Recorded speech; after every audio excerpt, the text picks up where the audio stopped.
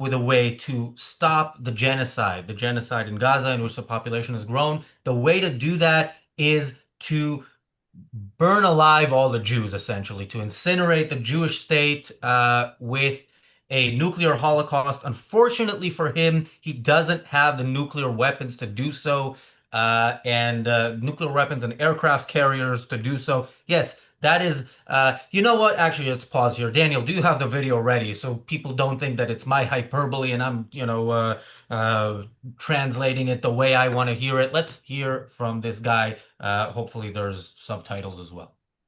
España, como saben, no tiene bombas nucleares, tampoco tiene portaaviones ni grandes reservas de petróleo. Nosotros solos no podemos detener la ofensiva israelí. Okay, Pero eso no enough. significa His que no voice vaya... annoys me even though I don't understand. Like my Spanish language knowledge is barely enough to know what I want in my burrito. But this guy, assuming the translation is correct, is literally calling for, wishing he could finish the job that Hitler started. If anybody has any other interpretation, let me know in the chat. I'd love to hear it. Welcome to the reality show. I'm joined by Marco, Richard, and Michael. Michael, your thoughts? I think this is perfectly consistent with the left's true underlying foundational. This is what they believe in now. And I don't think it's restricted to Spain. You see similar kinds of talk, I mean, maybe not as explicit, from a lot of other leftist governments. Whether they represent the people or not, we'll probably discuss today. And I frankly think that there's a fair number of leftists in America, including a small fraction of Jews, who actually support this notion that we should have people threatening nuclear attack on Israel in order to stop the, quote, genocide in Gaza, regardless of whether the UN recently figured out that there was no genocide, or regardless of the fact that it's very hard to define a genocide when a population is growing. Now, this is not at all surprising. What's surprising is the utter stupidity of anyone looking at the situation and thinking that the left just wanted to globalize the Intifada and just wanted to support Hamas and Hezbollah and so on, and was going to sort of stop there, as if that was going to be this sort of civilized approach to the whole thing. And obviously globalize the Intifada is in and of itself uncivilized. Contrary, in fact, it's anti-civilized. Yeah. Marco? Yeah, I mean, it takes a socialist to actually come in front of the podium as a PM and say, we haven't got nuclear weapons, we haven't got carriers, we haven't got oil, we are effectively shit, but we want to tell you how to live your life. Really, there's no point of these people, because they're so sold in their stupidity that they don't really make the argument. So, why making a good argument where you can have something rhyming? For example, the Spanish are occupying Catalonia, aren't they? When are the resistance forces in Catalonia getting rid of the Spanish? Come on, brothers and sisters, rise against the occupiers. I mean, the Free Catalonia movement is as anti-Israel and anti-Semitic as the other side. Not only that, but the anti-Spanish movement, the independent group in Catalonia, is actually part of the government. Is supporting this idiot who's spewing all sort of crap. So, but they are so incredibly lefty in Catalonia. Catalonia itself is such a lefty place. I mean, proper communist, hardcore socialist stuff. So why wouldn't you expect them not to be as anti-Semitic as ever other left on the planet? Yeah, and just as a reminder for people who don't know, that the Pedro Sanchez is Prime Minister, and he's the head of the PSOE party, the Socialist Party, Socialist Workers' Party, and is in a standard European style. It's a coalition of electoral losers who've got together to form a government. Despite not being the biggest party, and of course he is pushing a socialist line, and a ragtag of other lefty parties holds him up. and some of those is what he's responding to half the time, and some of those he's having arguments with half the time. But of course, he's quite keen to go along with what they say when it comes to the anti-Israel stuff and the anti-Semitism that's rife. But you've got a bunch of Spanish cities, places like Madrid, Barcelona, Valencia, who've come out for BDS at sort of county municipal level. I think Valencia calls itself a free apartheid zone, which tells you all you need to know about why you should not visit Valencia.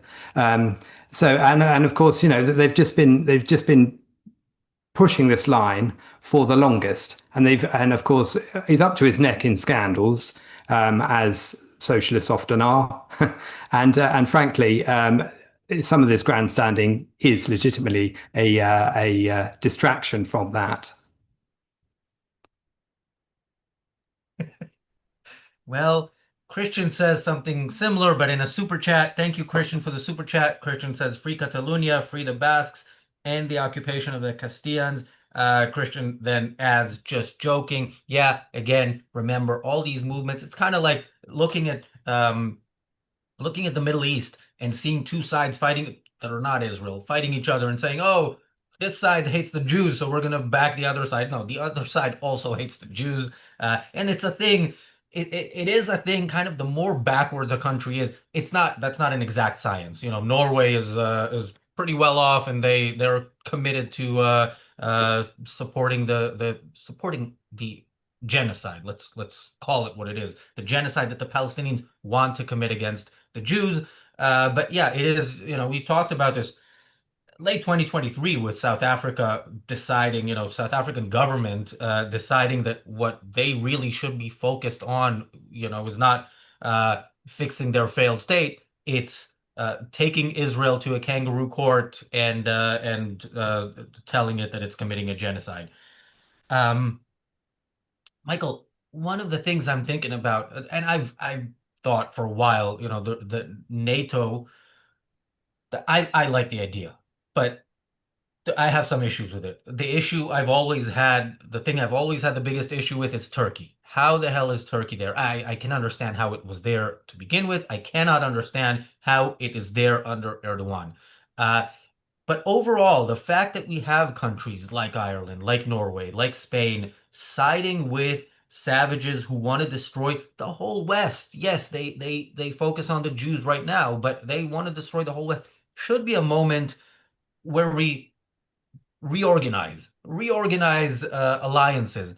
The problem is, okay, Ireland is not in NATO, but Ireland is still considered a part of the West, and it is in the European Union. The problem is, even the best in the West are not committed to reason. Israel, you and I are going to talk tomorrow on the Daily Objective about how Israel's president came to the UK and begged Starmer to understand that Israel is doing the best it can to help the Palestinians.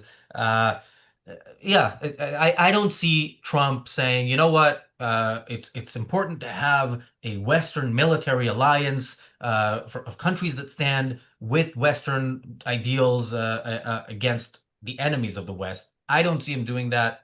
But historically, you have a more favorable view of Trump than I do. Do you see him No, doing look, I have my view of Trump is favorable because it's only it's a relative view. It's sort of Einstein's relativity theory. And I think you have to be pragmatic. And I actually find fault sometimes with Ayn Rand because at the one point she says 1+1 is always 2, and it always is. And the fact is, if you have two bad candidates and one is clearly worse, you got to pick the one that's the least worst, or you're very likely going to end up supporting the one that is the worst. So let's be clear about Trump. I like many of the things that he's doing. What I don't like about Trump mostly is that none of it really comes from much philosophy. Trump's basic philosophy is common sense. Now, it turns out that common sense aligns very nicely with objectivism, and Western thought and success and flourishing of people. It turns out that if you don't think that being a criminal is good, meaning if you actually put murderers behind bars and other people who commit bad acts against folks, that's actually helps society and helps people create new things and helps people flourish.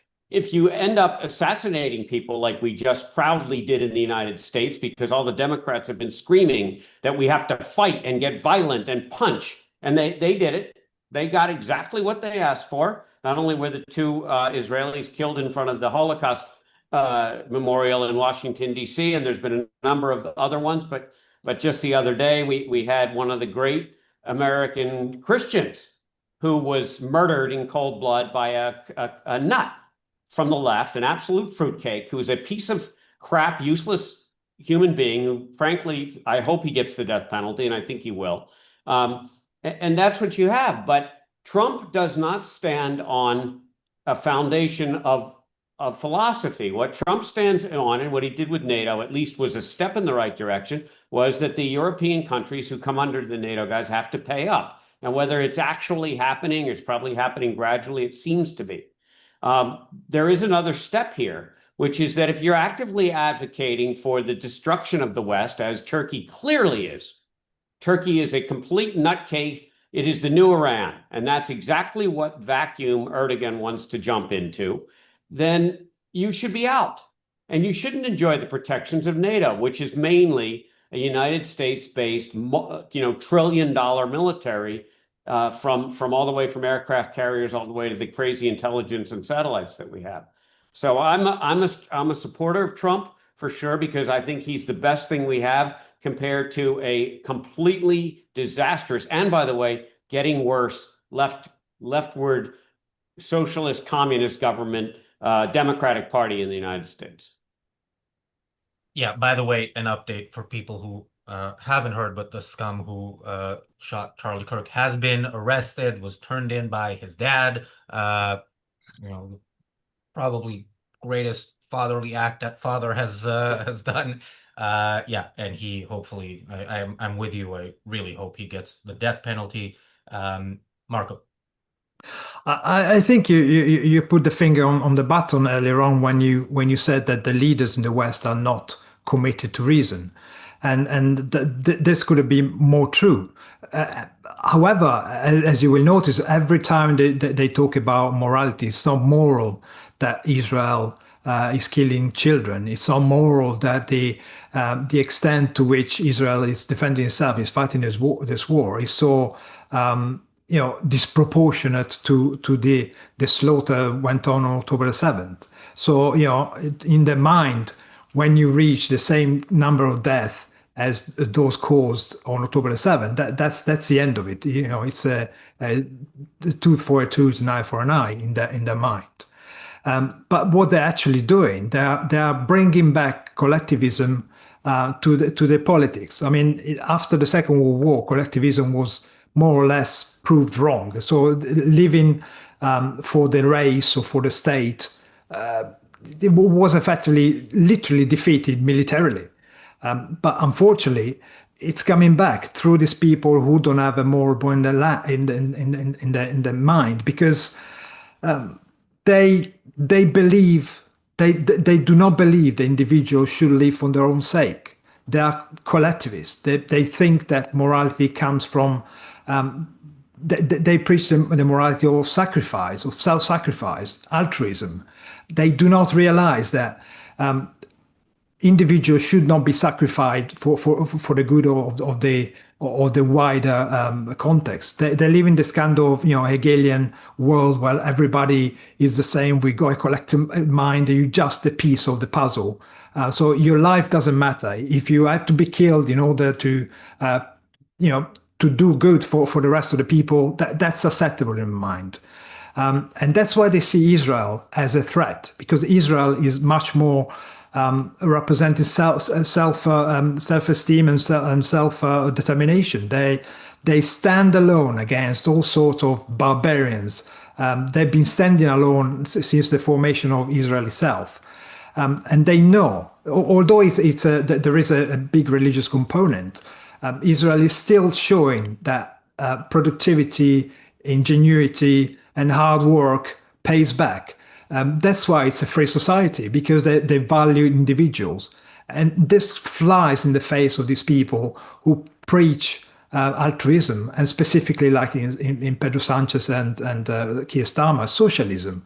They're still they've seen the system that they love so much fall and be proven wrong a number of times, and they can't accept it. So they feel this visceral hate against places like Israel because Israel is too much capitalism. It's too much freedom. They can't allow that. Like Kant's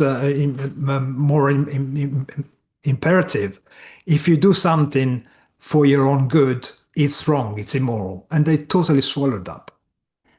And I think what the approach that Spain is taking is similar to how people across the Western world are treating this. They're treating it as if you shouldn't sanction or criticize or call out the barbarians and the savages. Instead, you should take what they consider to be the easy road and criticize the civilized side, and wag the finger and lecture them because they understand what being civilized is, and therefore that seems to be the route they take. And it's the same, it's reflected throughout. Look at how they treated the cyclists in La Vuelta, the Spanish equivalent of the Tour de France. When the Israeli team in La Vuelta, as we covered the other day in one of the episodes, is on a particular stint, keeps getting interrupted by protesters waving Palestinian flags and messing up its times and being disruptive. And the organizers' response is to try and persuade the Israeli team to withdraw, not to get the Palestinian protesters not to interrupt and to allow the cycling to go ahead. So, I mean, that's what. It's that same attitude that they're taking to Israel in the course of what Pedro Sanchez has announced and the policies he's been enacting for some time. Bear in mind, they're talking now about an arms embargo with Israel, but they've been carrying that out already in a number of ways across the past months, for example. I mean, back in June, they reneged on a deal for like $328 million for about 168 launchers they were buying and 1,600 missiles they were buying from a subsidiary of Rafael, a deal they'd agreed like 4 days before October the 7th. They chose this June to say, no, we're not going ahead with that, and claiming that Israel... Spain, yeah, Spain. And back in April, Spain said that they weren't going to buy a load of bullets as well that they'd already ordered from Israel. Again, this has been, and that was a big argument between the Socialist Party and the Communist Party about whether they would buy the bullets or wouldn't buy the bullets, and all that. So all of it has been a steady progression where they've been insisting on punishing Israel. And letting Hamas and Gaza completely off the hook, and I think that's it's total arse about face, isn't it? But it's a total reflection of a lack of moral clarity and the fact that they end up defaulting to anti-Israel, anti-Jewish sentiment. Yeah, and as part of this embargo, Spain is also not going to sell Israel those sticky things that the matadors kill the bulls with. I know I made this joke a few days ago, but not everybody watches every show. Also, yeah, it's weird. No, but we should spend one more minute, I think, on this because it's obviously absurd. Spain couldn't fight a war if its life depended on it. It's a joke, right? If Russia decided to walk into Spain tomorrow, which is much more likely than Israel committing genocide on anybody, of course, then what Spain would do is come pleading to the U.S., quote NATO, but it's the U.S., to come in there and counter it. And the U.S. shares a lot of intelligence and a lot of weapons development, a ton of it, with Israel. And yes, the U.S. spends a lot more in Israel than Israel does in the U.S., but the brains are largely in both places, even though the U.S. population is literally 33 times bigger than the Israeli population. Let's put it that. It's a joke. It is such political bullshit, and I'm sorry about the term, but that's what this is. Israel doesn't need to sell weapons and all to Spain, and Israel certainly doesn't need any Spanish technology to solve its problems. Israel takes care of Israel, and it gets a lot of help from the US, thankfully. And I think I know for a fact there's a move afoot in Israel to try to make sure Israel could be independent, because none of us in Israel believe that the Democratic Party will ever support Israel to the extent necessary for Israel to fight the barbarians. But Spain is just doing this is what apparently enough of their people want to hear. This has nothing to do with the reality. Israel doesn't suffer at all. Israel could never talk to Spain again and nothing would happen. Nobody would care. It's a shame. We would miss Gaudi. We wouldn't be able to fly to Barcelona and so on. And this goes for a lot of the European countries. This is a lot of crap. And it's only there to feed the Muslim populations and the left-wing kooks and the useful idiots who've been taught in their schools how to hate Israel, and anybody who's successful is bad, and the whole thing. And I would just quickly, I'm sorry to jump in, but I would quickly add, I completely agree with Marco and Richard. This is not just communism and socialism. This is anti-success. This is an anti-success mindset. It is pure envy that this country that is surrounded by all this crap, there's not a single reasonable country around it. And don't tell me about peace treaties. Israel and Egypt have a peace treaty, and Egypt was completely responsible for weaponizing Hamas. The money came from Iran, the weapons came largely from Iran, and the tunnels were sponsored by and ushered in through Egypt, period, full stop, despite it. Israel doesn't need any of this crap. And yet the place is flourishing. It is remarkable. And it continues to flourish. And guess what? The weapons that they've developed over the last 2 years are unbelievable. One quick thing, drones from Hezbollah were a major disaster for literally 30 days, 3-0. And then suddenly drones weren't talked about anymore because Israel by itself, with a little help, I'm sure, quietly from the Americans, designed anti-drone systems. So I just want to be clear to everybody on the call. All of this stuff is for fodder to distract from the problems of building a successful country in Spain, same as South Africa, the UK. It's the same leftist baloney that we hear everywhere, including, by the way, in the US. Yeah, Israel literally built some variant of SDI, which was talked about in the 80s under Reagan, and he was made fun of, and it was called Star Wars. Like they actually did that, which is amazing. And again, this is a new thing, so we're going to see a lot more of it. And we talked on the Daily Objective about Egypt building up and preparing for war, and we talked about the fact that Egypt is preparing for war in part. Now 50 plus years since the last war, 50 years of getting American military aid, they are stronger than they've ever been. But also they know that the anti-Israel sentiment is stronger than it's ever been. And yeah, Michael, you mentioned Europe, and we the last couple of years around May, when the Eurovision comes around, we talk about that, and it's a song contest. So why are we talking about it? Well, it's not just us talking about it. It's European leaders, including Spain's leaders, talking about Spain. I believe Spain and Ireland, or maybe Iceland, are the only countries so far, maybe Slovenia as well, who said that if Israel participates, they will pull out, which is going to be interesting to see how the European Broadcasting Union handles that. But it is right after the previous Eurovision, when Israel, for the second year in a row, won the popular vote by a landslide. Spain talked about changing the rules of the voting, and look, there is a point there that is far beyond a music competition where they want to change the rules because the Jews are doing too well. And by the way, I've said when those votes happen, don't take this as the people in Europe actually don't support the Palestinians. This is the way that the minorities in these countries who are seeing 1930s Germany happening today are saying, if this is done again, it's not done in our name. They do so by voting in the Eurovision. And yeah, what happened in La Vuelta was amazing. This is a cycling competition where a team was targeted repeatedly to the point that you knew they were going to be targeted. The police did nothing. The organizers said basically that the team needs to withdraw. Somebody from the Spanish government, I can't remember if it was a sports minister or who exactly it was, said We don't have the power to ban Israel, but we think they should be banned. This is Europe today. I was a few days ago, viewers of the channel know I'm a football fan or soccer for our American viewers, and a few days ago I was watching one of Israel's national team's best ever matches. They lost, but they lost 5-4 to Italy, but it was a fantastic match.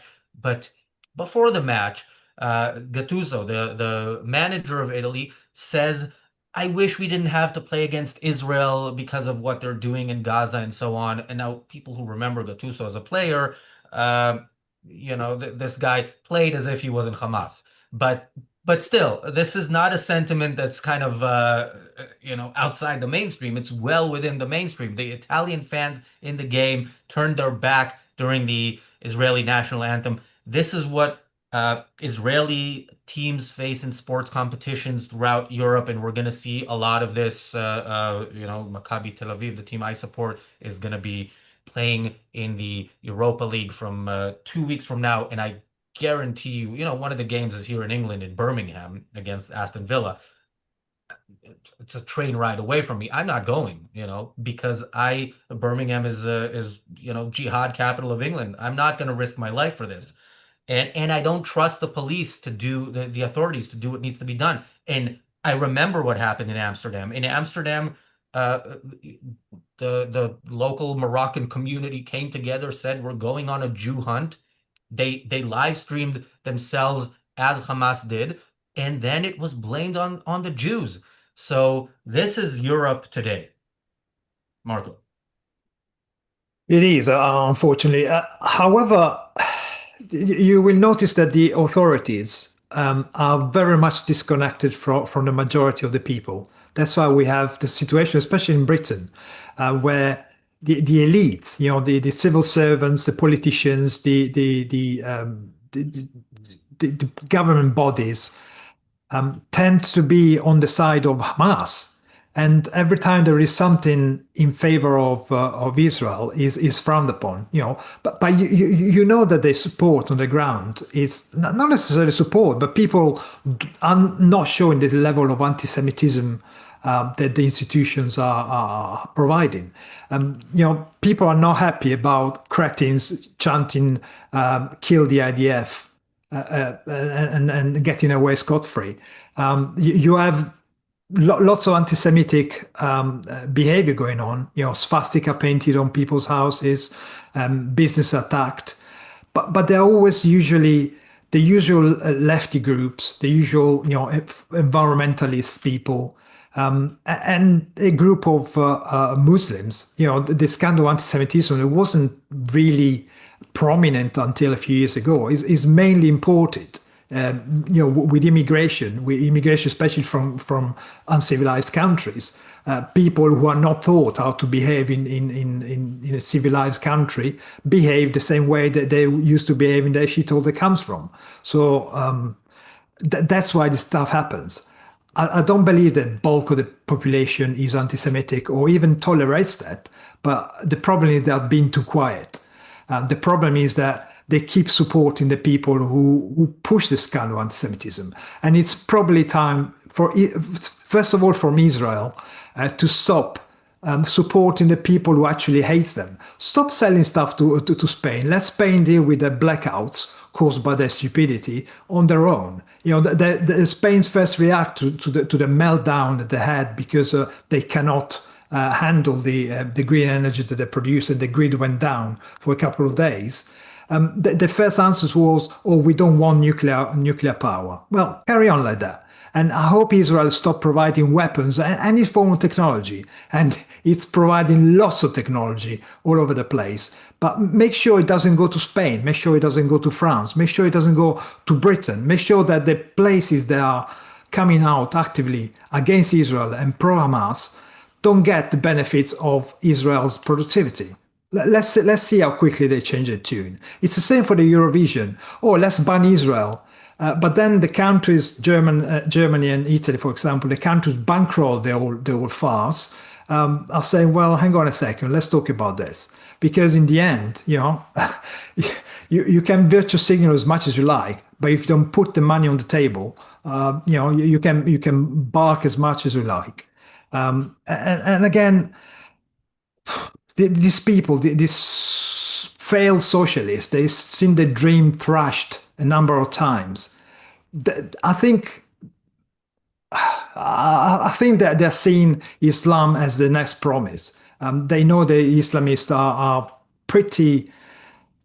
They've got answers. Islam is a political party. Let's face it. It's not a religion as such. It's not something that it's out there to help people to provide morality. It's out there to take over the world and lay down the law according to the tenets of Islam.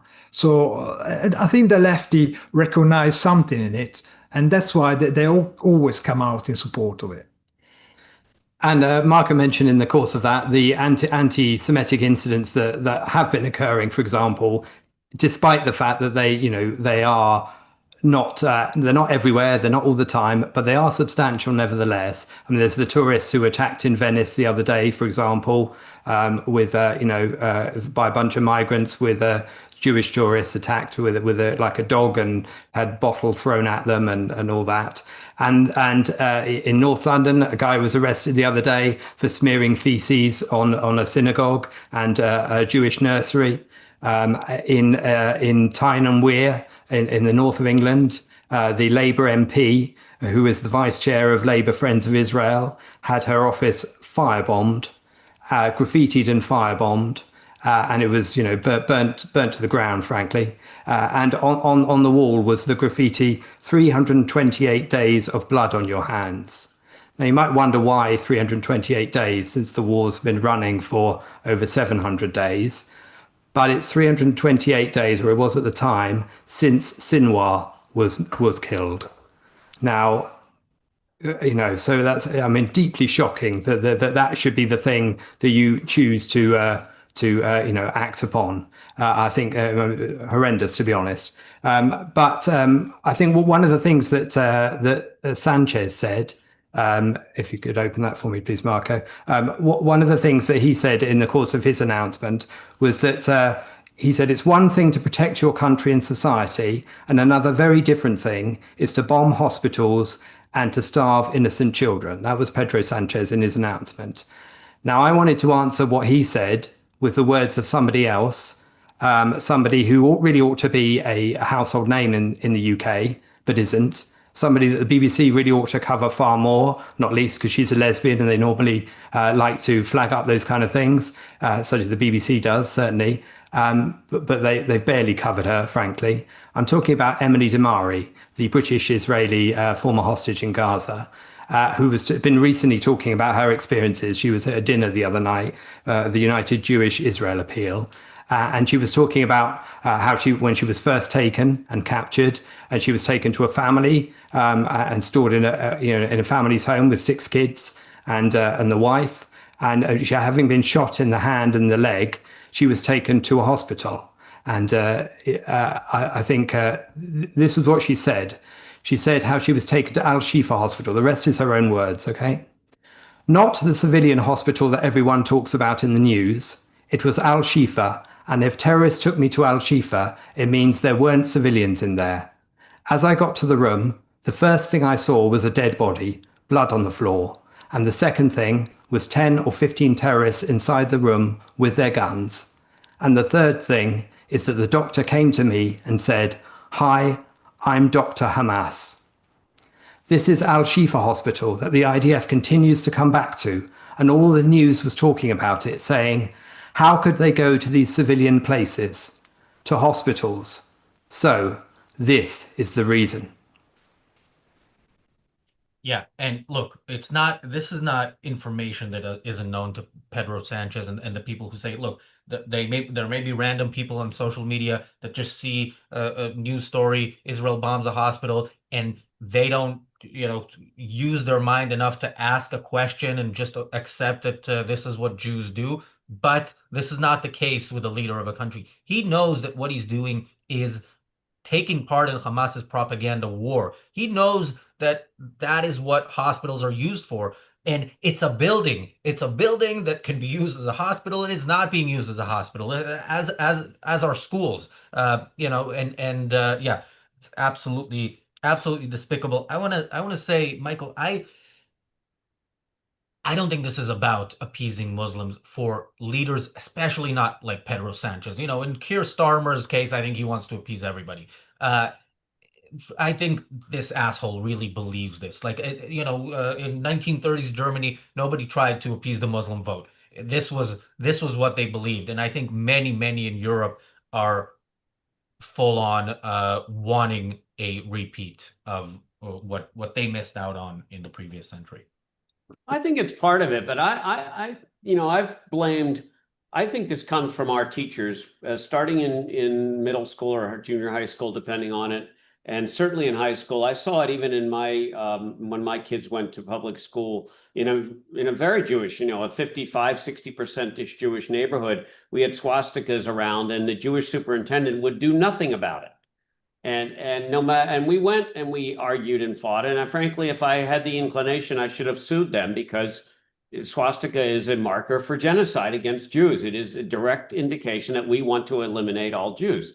And when you have a Jewish superintendent and a Jewish principal who do nothing and don't want to investigate it and talk about high school kids who really don't know any better, well, partly because you don't teach the Holocaust anymore under the auspices that it offends some Germans.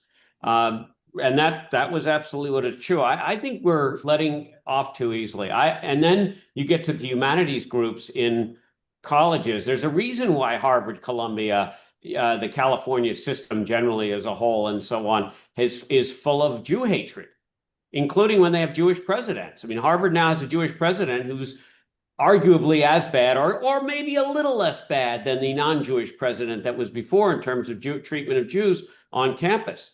And that's because they've been taught that this new bullshit that's being taught along with DEI and critical race theory and in various forms, and you're right, it's the new socialism, communism, anti-Westernism, is that everybody who is a complete and utter failure and a disgrace to humanity and has led to nothing but pain are good. And anybody who is successful, like America and Israel and frankly, Germany now and Japan post-World War II and so on, are bad. They're imperialists. They must have gotten to where they are by beating up on other people. I'm not quite sure how anybody thought Amazon.com beat up on anybody. On the contrary, it gave a lot of jobs. Same with Tesla. Same with all the great companies. I don't think anybody who makes new drugs to cure cancer and do other things like that beat up on anybody. Of course, we all know the truth. People who build software and AI and so on. We all understand that the advancements for humanity, the improvement in technology, we mentioned electrical options for electricity, options for water. Iran's about to run out of water. Guess who has solutions on how to prevent running out of water? Israel, better than California. California could use Israeli technology. They don't want it. California doesn't want it because God will never take it from the Jews. And the same problem in Iran. And the answer is that there is this ridiculous teaching on our liberal, so-called, what were formerly called liberal institutions, to undermine all of success, all of meritocracy, which under DEI is the antithesis of meritocracy, all the way down to anybody who's successful must have done it by making other people slaves or beating up. I'm not sure how anybody thought the iPhone was created by enslaving anybody.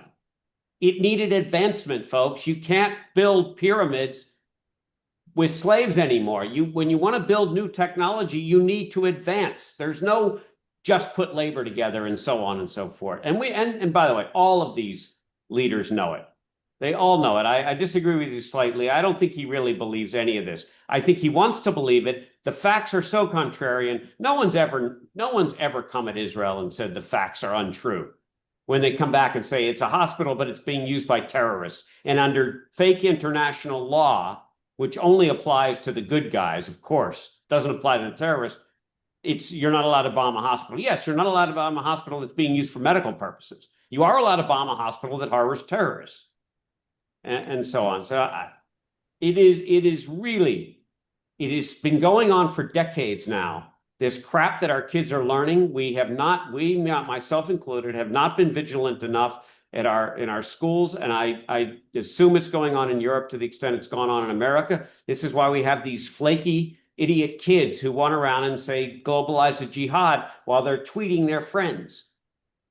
And they don't have any cognitive dissonance that there's a hypocrisy in using one of the great advancements of our time made by Apple, one of the great technological achievements of our time, to basically undermine the entire foundation that led to an Apple kind of a company to even exist. Yeah, just to clarify, I don't think Pedro Sanchez believes in the facts that he's presenting. I think he truly believes in the ideology of getting rid of the Jews and isn't siding with the Palestinians. That's what I meant. He isn't siding with the Palestinians to appease Muslim voters. Although Fair enough. that's a I would bonus. just say one thing. If there were Madrid train bombings by the same ideology, Islamic militant ideology that exists right now in quote Palestine unquote. So we all know it's like the old saying in the CIA, we have to be right all the time. The terrorists only have to get it right once. There will be another major Islamic militant attack in the West. It's only a matter of time. Let's see how the Democrats and the Pedros and the liberals and the leftists and the kooks all defend that when it happens. I mean, this came up a few days ago. The Madrid bombing in 2003 was days before the election, an election that the conservatives were leading the polls in, and then the public basically what the left said. This was during the Iraq War. The left said the left wanted to withdraw, the right wanted to be a part of it, and the right was leading in the polls, and then the bombing happened, and then the people voted for the left. So yeah, the Spanish people will vote for terrorism against themselves, not just for terrorism against the Jews.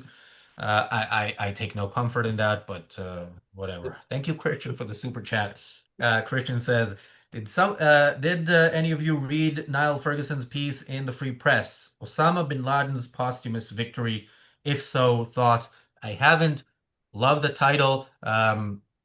Yesterday's episode of the of the reality show, I thought it was fitting on 9/11 to talk about Mamdani and how I don't know if this is what this article is about, but it is fitting to see that within less than a generation, the U.S. went from 9/11, from the biggest Islamic terrorist attack anywhere in the world, in New York, to voting for somebody who is of that political persuasion, who also happens to be an anti-Semite in the city with the biggest population, Jewish population in the world, bigger than more Jews live in New York City than in Jerusalem and Tel Aviv combined, and they're about to get an anti-Semitic mayor, as you pointed out, Michael, in part terrifyingly with the votes of many Jews, and again the non-Jews who vote for him are also it's a suicide act for anybody who votes for him. Yeah, just one quick addition to that. Just like the Holocaust is taught very, very infrequently in our schools, so is 9/11, under the guise that it will offend some Muslims. It is unthinkable. And this is how you erase history. But this has gone on by our teachers who are supposed to be so well informed and know what's best for our children. And part of the free teaching movement in the US is because it has been not only an abject failure, but it's actually designed to undermine American and Western thought. And thank you, Jeff, for the super chat. Also, WUB gives a headline from I-24 News from a few days ago that says, UK government, Israel is not committing genocide in Gaza. I believe you that this was the headline. This is not exactly, as far as I understood, the wording of what the UK government said. They said we haven't concluded that this qualifies as genocide. They took one step less than Ireland, saying we need to redefine genocide so we can blame the Jews for it. They're one step behind because Keir Starmer, I think, doesn't want to actually be any type of leader in anything, and that's my understanding of what the reason is. Marco. But Keir Starmer is got a visit from Trump next week. He's going to here for an official visit, so he can't really take a position, or he doesn't take a position anyway because he hasn't got a spine. But he can't take a position that goes directly against Trump's ideas. So that helps. But again, the kind of anti-Semitism we've seen in the last few years, and Michael is right to talk about 9/11, because I never thought, I remember 9/11, and I remember I was shocked and thinking, this event, for the first time in my life, I witnessed something that's going to change the future, something that is going to be a marker of, history changed from this day onwards. But I would have never guessed that the way it changed was suddenly Islam is the victim and we are the bad people. I thought, people will turn against Muslims. Even people who have done nothing wrong, they will get in the neck. People will start accusing Muslims of being monsters and murder and stuff like that, with no reason whatsoever. I thought, this is effectively a reverse Holocaust. And lo and behold, there's exactly the opposite happen. Suddenly, Islamophobia is a thing. Suddenly, we see our cultures flooded with the uncivilized culture that comes from the Muslim states. And suddenly, it's normal to segregate women. Female genital mutilation becomes a thing that actually here in Britain is stupidly high numbers of girls get mutilated like that, because we respect their cultures. I mean, it's been outlawed now, but the amount of girls that went through the barbaric practice is just absolutely mind-boggling. We accept the fact that cultures are the same, and we can criticize somebody for behaving like a right uncivilized baboon, but hey, we have to accept them. It's like, no, we don't have to accept that uncivilized society. We don't have to accept going back to the Middle Ages. We don't have to accept violence. We don't have to accept people being shot for the thing they talk about. This kind of pushback towards a medieval culture is just not right. I mean, religion is again become a thing here in Europe, especially here in Britain.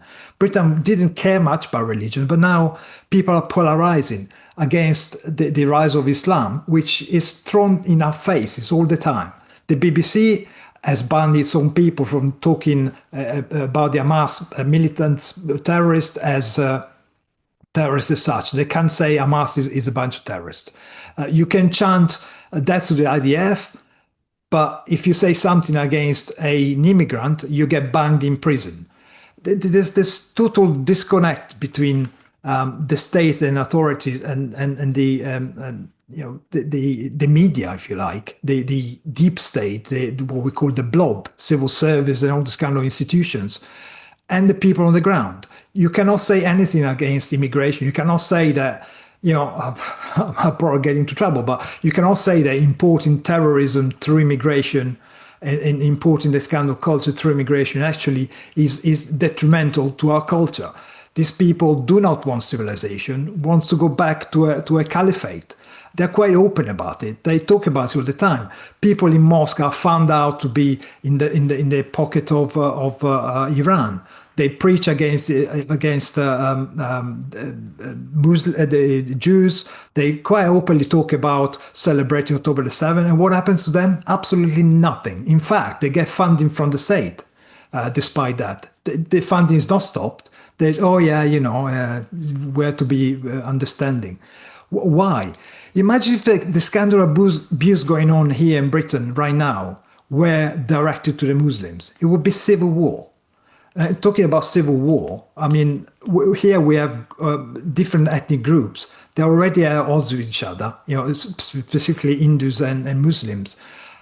At some point, the scandal of two-tier justice that we've been talking about here in Britain for a while will blow up. I mean, right now, it's not gonna. I don't think it's gonna be a sort of a civil war, but more like a revolution. The state is actively going against the interests of their own citizens. So we are at the point where our enemy right now is the state. And, Iran made the point that the biggest danger for human life is the state, because the state has got the monopoly of the force. They can direct the police and the courts against a single individual citizen. And this is why a state shouldn't be allowed to gather so much power. And that's why the genius of the Constitution of the United States that limits the power of the state against a single individual. That's the kind of direction we have to move to. We don't need more Europe. We don't need more states. We need more freedom, more individual freedom. Of course, countries like Spain think we do need more Europe. In fact, they think we need more European missions towards Palestine. That's one of the things they've thrown more money at is cooperation projects with the EU mission to Rafah, for example, and of course they've tripled their budget for UNRWA in the wake of their recent announcement. I mean that's your solution. That's your solution to the problem is to triple the budget of UNRWA and to ignore all the evidence that UNRWA was indoctrinating kids in Gaza to hate the Jews and continues to do so wherever it can operate. I mean, I think it's despicable, frankly. But I mean, Marco mentioned there a whole bunch of things, including the sectarian politics, which has entered the UK and imported conflicts from abroad and that kind of stuff. And I do think, to refer back to what you guys were saying earlier about the left and Islam, I think both try to use each other in terms of, or both think they're using each other in terms of getting political power and additional using each other's vote or cohort in order to bolster their position electorally. But I think some of that is coming home to roost, and some of the cracks in the Labour Party here in the UK are a result of the fact that none of these people can be appeased to the extent that they thought they could, and therefore they all wanted their pound of flesh much sooner and more visibly than they've received it. So they are deeply unhappy with that. That's why it's crumbling a lot. But of course, Spain's pulling its envoy from Israel. That's the kind of stuff it's doing. How can you possibly in Spain, if you give the government any attention at all, any prestige at all, how can you look to them and not see that they are teaching you to be anti-Semitic? They're showing in their every gesture that they are endorsing anti-Semitism and anti-Jewishness, and they are encouraging barbarity and the kind of attacks that took place in Spain itself not that long ago and affected a previous election with the bombing of the metro. So I think a lot of the things that Spain is fostering will come home to roost as they come home to roost everywhere, and it's a worrying time when the voices against it are being drowned out. Yeah, Richard, you say they're tripling the UNRWA budget, ignoring what was it you said? Ignoring all the evidence that UNRWA was indoctrinating children. Again, that's a generous way of looking at it. I would say they probably know what UNRWA was doing, and that's why they're tripling the budget. But again, to me, this goes back to Israel even allowing UNRWA to continue to exist and really hoping, I keep seeing Francesca Albanese tweet that Israel needs to get kicked out of the UN, and others are saying this. I really hope that happens because Israel should do it themselves, but they don't have the balls to do it. And I kind of think if the UN does kick Israel out, maybe that will be a moment where the US goes, hang on, why are we hosting and funding all these backwards countries that have a sort of democracy within the General Assembly, while all of them, the majority of them, the majority of votes there are votes of dictators who, of course, would be anti-Israel. I think it was PB Law who mentioned that Cenk and Anna Kasparian are now going full 9/11. The Jews were behind it. Conspiracy theory. Not surprising. I mean, Anna Kasparian went on Tucker Carlson, talked about how the Jews are controlling the government, and now this is kind of the next. I don't want to say the next logical step, but it's kind of the next step. But okay, you know what? We'll leave it for its own episode. Cenk and Anna have not gotten one of those in a while. Um, Parting thoughts, and where can people find you, Michael?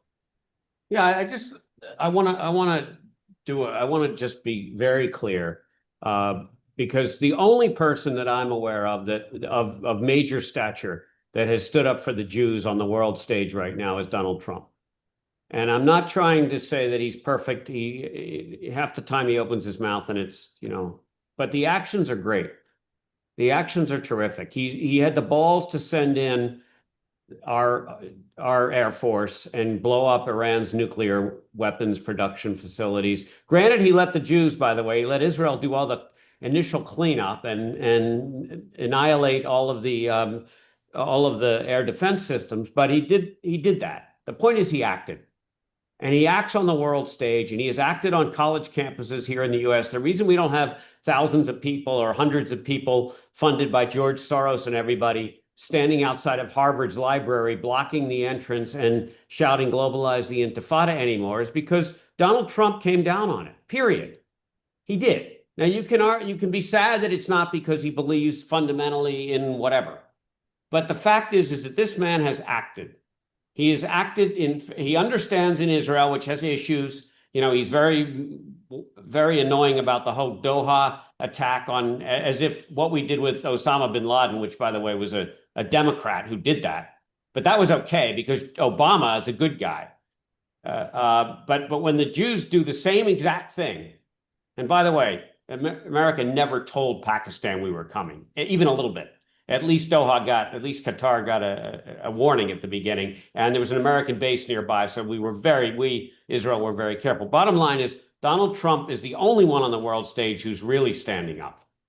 And if you just imagine now for a minute, Kamala Harris is president of the United States.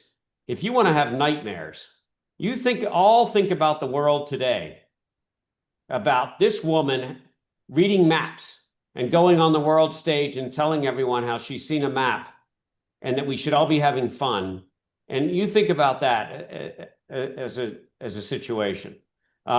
We need to get rid of these world leaders. It is really simple to clean up crime. One last point. Guess what happened in DC? We had a crime problem. We sent in the National Guard. We don't have a crime problem. Of course, we have some crime now, but it's way down. It's way down.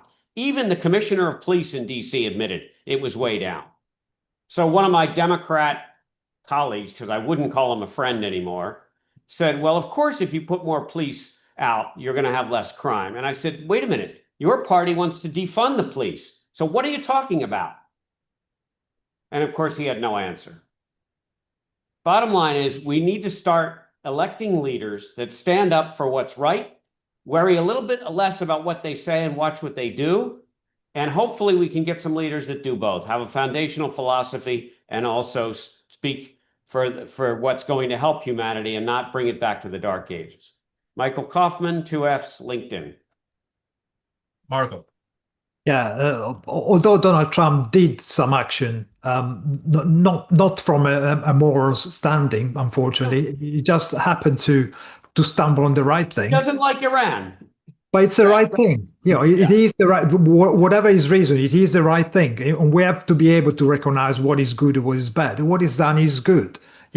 There's no gray areas. But the point that although he's acting, we in the West, in Europe, are not acting at all. In fact, we are allowing, as I mentioned, this anti-Semitism to be imported by the million every year. What do we do? Absolutely nothing. We don't stand up for our values. We don't spell out that, hang on a second, you either behave in a civilized way or you go back where you come from. Instead, we leave ourselves open to being used by our enemies like China and Russia, who weaponize this growing disconnect between the local population and the new people by sometimes providing this kind of accidents. For example, in France the other day, there was an incident where pig heads have been found around mosques. This is clearly attempt to offend the Muslim population. I mean, a task is very easy to offend the Muslim, but never mind. But it turned out that these facts, these things were actually committed by people with connection with Russia or China. I can't remember exactly which one. I think Russia. I think they were Chechens or something like that, or Albanians or something like that. And the whole point that by don't not standing up for our own values, we leave ourselves open to bad actors like Putin and Xi Jinping, who are quite happy to distract and cause internal problems by exploiting our weakness. And that's so stupid. We not only are unable to stand up to our own values, but we allow our enemies, our known enemies, to actually act against us. That's just suicidal. Yeah, absolutely. And I mean, you mentioned Michael mentioned there Trump as a leader on the world stage and in his attitudes towards Israel and how he's shown support for Israel. I think also one of the things that we need to concentrate on are the smaller voices, the voices that aren't heard. And I would like to make one more reference to Emily Damari because and I recommend an article that I read about her in the Jewish Chronicle called "I Chose Not to Be a Victim While I Was Held Hostage." And if you consider how much we live in a victimhood culture and how somebody chooses to take the opposite line, it's truly, heroic and inspirational. One of the anecdotes she tells is that the point when she was about to be released by Hamas after hundreds of days of captivity, she was given a red sweater to wear. And she said to the Hamas captives, "I'm not wearing red." And they said, "Why?" And she said, "Because I'm a Maccabi Tel Aviv." And they changed it for another sweater, and then she was released. I'm also not wearing red for the same reason, although there are more reasons not to wear red. Yeah, if who was it that said, yeah, WUB, if you tell us what Pandora's box we opened in the previous stream, I'd appreciate it. And yeah, Michael Kaufman has left, but when Michael Kaufman is not a commentator on this channel, he is running a pharmaceutical company that he started, and he is one of many super impressive, objectivist, successful business people, and many of them will be speaking at the Irreplaceable Spark conference in 6 weeks in Southern California, in Orange County. Among them, Jonathan Honig, Mark Pellegrino, people you know from this channel, Alex Epstein, who you don't know from this channel, but you probably know from his many, many activities. He is the leader, I would say, in the world in standing up for fossil fuels and for not banning them.